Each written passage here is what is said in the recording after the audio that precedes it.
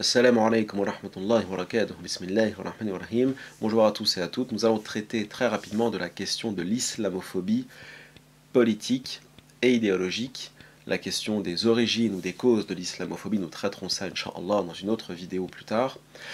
Là, nous allons plutôt nous attarder sur sa dimension politique et idéologique en France, seulement en France, puisque dans le reste du monde, c'est complètement différent. Nous allons peut-être voir cela ici très rapidement encore une fois, mais voilà, d'abord expliquons un petit peu idéologiquement pourquoi je pense que les musulmans et les musulmanes de France n'ont aucun avenir en France tant qu'il y aura cette islamophobie politique qui les empêche en tant que citoyens libres d'avoir accès à la liberté de culte, la liberté politique, économique, sociale, etc. Bon.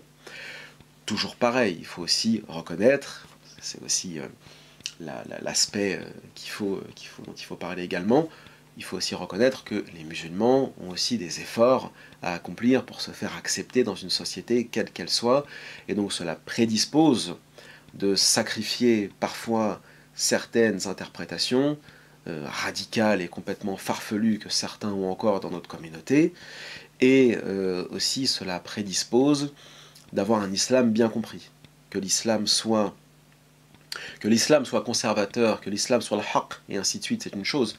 Mais là, en l'occurrence, qu'on soit dans un rapport de force permanent avec l'autre, pour un oui, pour un non, 1, ça n'a ni queue ni tête, 2, ce n'est pas l'islam, 3, c'est aller au conflit, et encore une fois, c'est tout ce que nous ne voulons pas, et puis c'est ce qui nous empêche de faire notre place ici ou ailleurs, et qu'on soit dans une relation, on va dire, assez de dominant à dominé, de par une certaine théologie ou lecture de l'islam et des textes, effectivement, encore une fois, c'est problématique et il ne faut pas se plaindre de l'islamophobie. Bon, ça fera l'objet d'une autre vidéo, Inch'Allah. En attendant, l'islamophobie politique.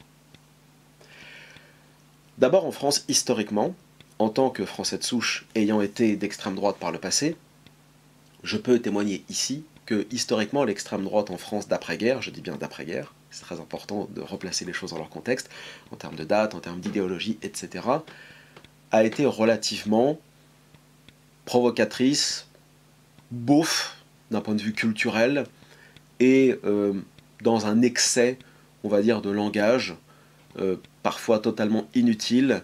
On n'a pas ressenti vraiment que dans cette extrême droite, mis à part peut-être Bruno Maigret à un moment donné, à la fin des années 90, qu'on pouvait y ressentir un certain raffinement, une certaine intelligence. On ne peut pas dire qu'avec Jean-Marie Le Pen ou Stirbois et les autres, on pouvait ressentir une certaine, disons, une certaine éthique, une certaine morale, une certaine façon de voir la France, de voir les Français, de voir le monde avec, encore une fois, raffinement, intelligence, culture générale, avec classe, avec... Non, on a une extrême droite par le passé relativement caricaturale, assez beauf pour ne pas dire ritonne, hein, pour ceux qui voient où je veux en venir, et toujours dans l'excès, dans la provocation. On se rappelle des sorties totalement inutiles de Jean-Marie Le Pen, du rafour crématoire, etc., des provocations ridicules et inutiles, mais dont son public, comment dirais-je, dont son public trouvait des arguments pour le défendre, puisque c'était, oui, mais vous vous rendez compte, Jean-Marie est un Gaulois, donc c'est de l'humour gaulois. Bon, très bien. Donc pour être français, il faut être beauf. C'est ça qu'on nous a toujours dit dans les années 80-90. Il fallait faire dans l'humour bien crasse, bien raciste, bien débile, pour se faire accepter du public gaulois.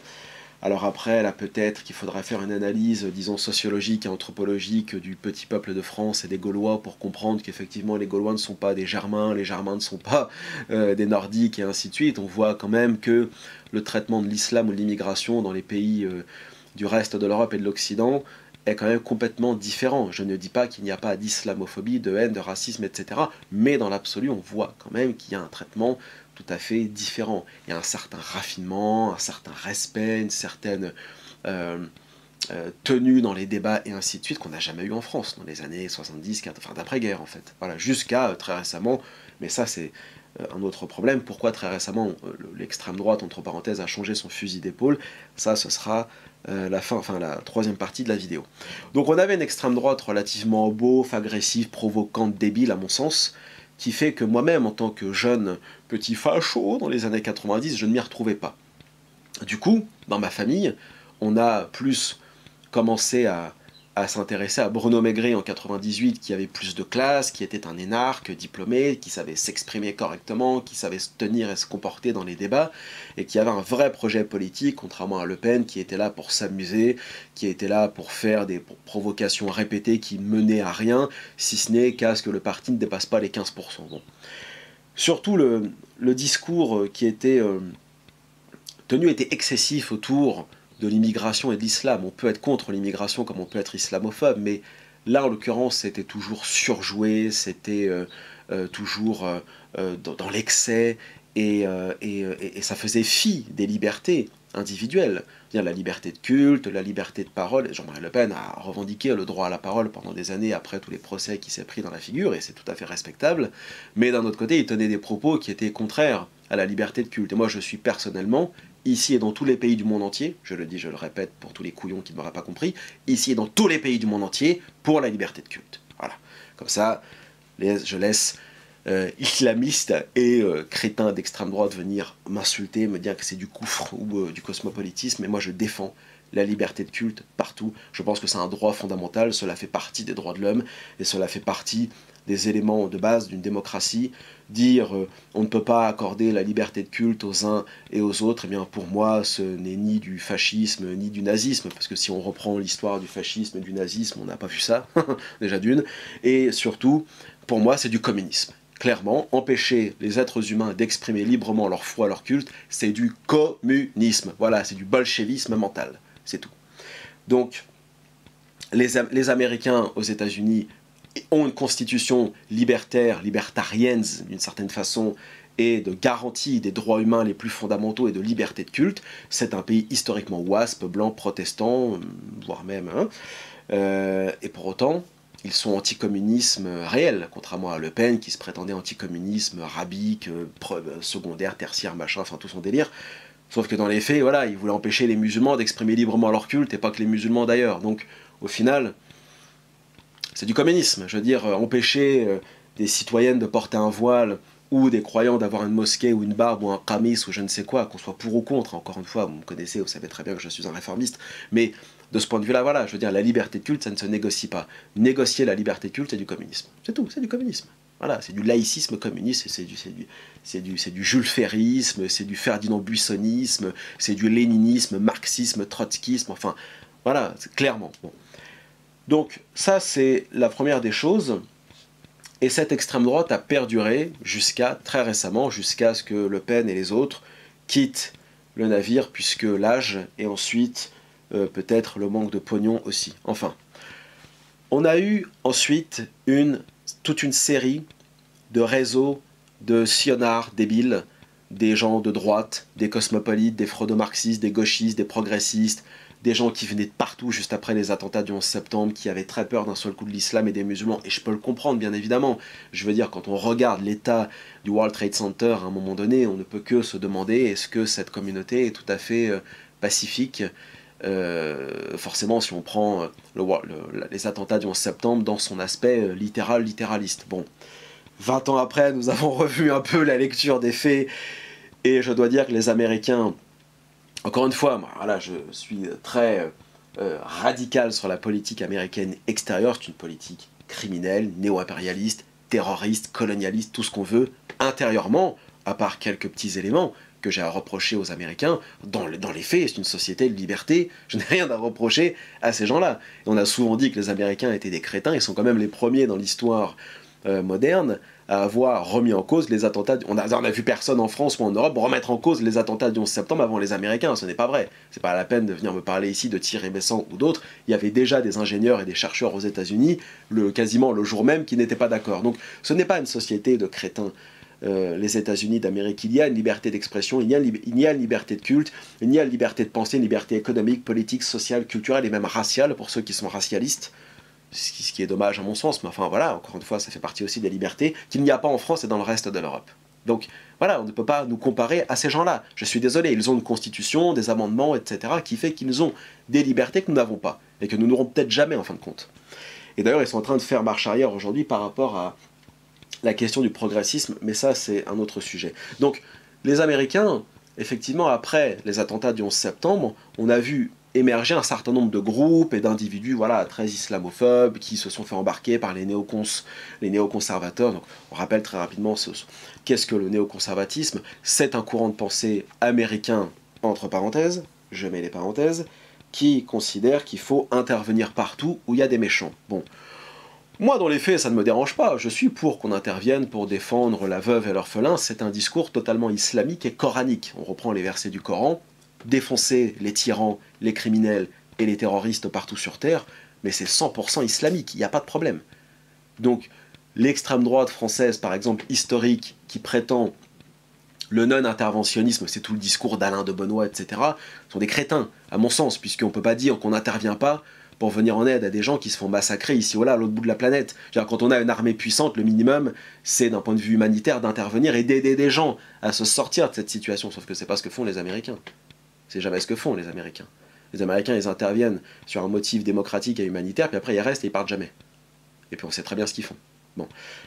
Mais d'un autre côté, la question du néoconservatisme, c'est pire que ça encore. Parce que c'est pas on intervient pour défoncer les méchants, c'est on intervient pour défoncer certains méchants. C'est-à-dire ceux qui sont hostiles à Israël, au sionisme, au judaïsme politique, à la franc-maçonnerie, au mondialisme talmudo-maçonnique, etc. C'est eux qu'il faut défoncer. C'est pas les méchants d'extrême droite ou d'extrême gauche ou ici ou là, absolument pas. Je veux dire, ça n'a rien à voir. Il ne s'agissait pas avec les néoconservateurs d'intervenir pour libérer la Palestine des méchants sionistes ou libérer le Tibet des méchants communistes chinois ou libérer peut-être aussi, comment dirais-je, l'Amérique du Sud des méchants cartels. Tout ça n'a jamais été fait. Enfin, c'est Tartuffe. Non, c'est logique. C'est une idéologie, le néoconservatisme, qui prône la lutte uniquement contre 1. Les ennemis d'Israël, 2. Les ennemis d'Israël, 3. Les ennemis d'Israël. Point. Terminé. Voilà. Donc, beaucoup de goy imbéciles se sont fait embarquer là-dedans en France. Les Tazin, Riposte Laïque, etc. Les Freisinger en Suisse, Get Wilders en Belgique, qu'on appelle ça, j'ai failli dire Néderlande, ça veut rien dire. Pays-Bas, pardon, etc. se sont fait embarquer là-dedans. Et puis, au final, c'était une voie de garage, puisqu'ils ont servi de chair à saucisse, de chair à canon pour les talmudo-kabbalistes qui leur ont dit « Venez les goy, arrêtez avec l'antisémitisme d'extrême droite classique, tapez dans la figure des musulmans, c'est l'avenir, et puis à la fin on vous donnera quelques shekels. » Ils n'ont pas vu les shekels, ils n'ont pas vu la fin, enfin voilà, donc au final, bon. Mais ces gens-là sont encore présents. Et pour certains, ils se présentent comme étant des défenseurs des libertés face au fascisme vert, face au nazi-islamisme, etc. Donc on combine cela avec l'extrême droite bien beauf, Le Penneau, Stirboiseau, Maigretisme, même Maigret a déraillé à un moment donné. Là on a quand même un beau bloc qui fait que tenter d'avoir un débat, une discussion, parce que moi, encore une fois, j'ai vu des choses hallucinantes en Europe et en Occident. Je veux dire, je vois mais l'extrême droite, même la plus radicale qui soit, en Hollande, en Belgique, en Allemagne, en Pologne, en Suisse, partout, mais discuter avec des musulmans, des islamistes et ainsi de suite, normal. Mais en France, ça n'existe pas. Et ça n'a jamais existé. Et ça n'existera jamais. Parce qu'il y a une islamophobie fanatique. Parce qu'on peut être islamophobe, je veux dire, on a le droit de ne pas aimer l'islam, il n'y a pas de problème. Mais là, ça a un point tellement rabique et tellement obsessionnel, un peu comme Maurras avec les Boches, c'est que là, il n'y a aucun débat, il n'y a rien. Il n'y a jamais eu de débat entre Jean-Marie Le Pen, ou Bruno Maigret, ou Stirbois, ou Karl Lang, ou n'importe qui en France, avec des musulmans ou des islamistes. Ça n'est jamais arrivé. Or, en Allemagne, dès le lendemain des attentats du 11 septembre, on a l'extrême droite la plus radicale, c'est-à-dire le NPD, qui fait un débat plutôt cordial, avec un groupe qui, je crois, n'est même pas autorisé en France, qui s'appelle Hizb ut-Tahrir. Ce sont des islamistes, voilà, qui prétendent le retour du califat, etc. Enfin bref, débat, je crois, peut-être dans la semaine du 11 septembre, ou un an après, voilà. Il y a du débat, il y a de la discussion. Même les wahhabis takfiristes les plus caricaturaux et débiles qui soient à un moment donné en Belgique, en Hollande, ont débattu. On se rappelle ces images de Sharia for Belgium qui ont débattu, discuté avec l'extrême.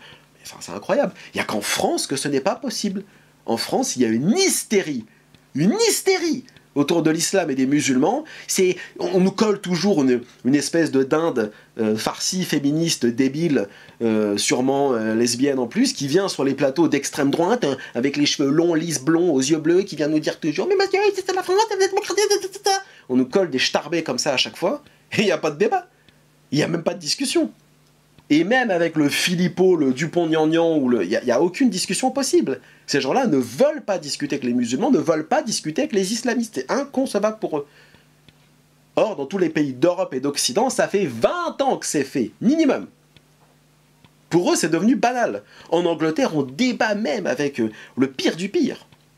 Aux États-Unis, j'en parle même pas. Mais là, dans ce pays, qui est notre pays, qui a une belle histoire en partie, comme tous les pays du monde entier, dans notre pays qui a un certain conservatisme sous la Troisième République, etc., avec de grands penseurs de toutes catégories, d'extrême droite, d'extrême gauche, que ce soit des Blanqui, des Tridon, des Vallès, des Guès, des Maurras, des Barrès, des gens quand même de qualité qu'on peut lire et avec qui on aurait peut-être pu débattre. Peut-être, c'est même pas sûr, mais enfin je pense que si quand même. Depuis l'avènement, depuis la fin de la Seconde Guerre mondiale, on est entré dans une ère d'hystérie autour de l'islam. En France, on ne discute pas, on ne débat pas. Parce que, monsieur, en République, freudo-marxiste et donc communiste, on ne débat pas avec les religieux. On tue les religieux. Voilà, c'est ça, hein, c'est clairement ça. Bon. Donc, il y a toute cette hystérie autour du débat, même plus que islamique religieux, mais même les catholiques tombent dans le piège. C'est-à-dire que même avec les chrétiens, ils sont heureux, là, je ris, on a CNews, hein, pour ne pas dire autre chose, qui leur donne un petit fromage communautaire, un petit bout de gruyère à gratter ici depuis quelques années. On invite un petit cateau par-ci, un petit ecclésiastique par-là. Qu'est-ce qu'ils viennent faire à la télé? Juste vomir sur l'islam. Voilà, ils parlent de rien d'autre. Et puis des immigrés, voilà, c'est tout. Ils n'ont aucun sujet à aborder. Ni le féminisme, ni le LGBTisme, ni le mondialisme, ni le covidisme. Il a fallu attendre des mois et des mois avant que ça goupille. Enfin, le délire. Voilà où est-ce qu'on en est. C'est-à-dire que même les cathos, les chrétiens dans ce pays, en sont réduits à faire du combat communiste. C'est-à-dire, oui, l'islam, vous comprenez, l'islamisme, l'islamo-gauchisme, l'islamo-fascisme, l'islamo-nazisme, l'islamo-ceci, le fascisme vert, le nazisme rouge, vert, bleu. Ce pays, ce pays, pas le pays, cette société fait pitié. Elle fait pitié. Je veux dire, elle est nulle. Et elle n'a plus rien à proposer et à avancer d'un point de vue idéologique. C'est un pays mort, voilà. À cause de ça, justement, à cause de ce communisme freudo-marxiste, républicain, laïcard, Jules Ferriste, obsessionnel, de guerre contre les religions, qui font que même les croyants d'autres religions sont tombés là-dedans et ne font que ça, faire la guerre à l'islam.